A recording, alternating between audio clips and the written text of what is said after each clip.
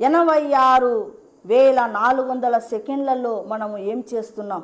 దేవునికి ఎంత సమయాన్ని ఇస్తున్నాం? ఎంత వెచ్చిస్తున్నాం? దేవుని పాద సన్నిధిలో నీవు ప్రార్థనలు ఎదగాలి, విశ్వాసములో ఎదగాలి, పరిశుద్ధాత్మ శక్తితో ఎదగాలి. ఎప్పుడు నీకు సమయం ఉండగానే. లేకపోతే దేవుడు ఏమంటాడంటే, నువ్వు రక్షణ పొందిన కూడా నీవెవరో నాకు తెలియదనే రోజు వస్తుంది. ఇద్దరూ రక్షణ పొందినటువంటి బిడ్డలే. బుద్ధి గల కన్యకలు, బుద్ధి లేని కన్యకలు ఇద్దరు కూడా రక్షణ పొందినటువంటి వాళ్ళే.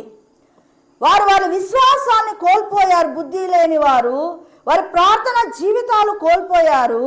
వారి పరిశుద్ధాత్మ శక్తి కోల్పోయారు.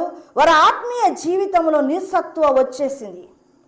దానివలన దేవుడు నువ్వేమనుకుంటున్నావంటే, నేను మారు మనసు పొందినాను, నీటి బాప్తిసం తీసుకున్నాను, ఇక నేను యేసయ్య బిడ్డను.